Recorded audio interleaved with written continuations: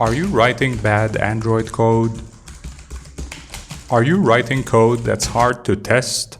Did you choose MVVM, but you're still unsure of how to get your view to talk to your ViewModel in a simple and testable way? Well, me too. Until I learned how to implement the CommandBus. The CommandBus is a simple and straightforward solution to the problem of view and ViewModel communication on Android. In this video series, I'm going to teach you how to implement the CommandBus. Using only Koin and RxJava, we'll go through a realistic flow of events, which are very simple but very essential to every application. And we'll see how we can write them in a very clear and testable way using MVVM. So stick around, get your old keyboard out, and get ready to do MVVM the proper way.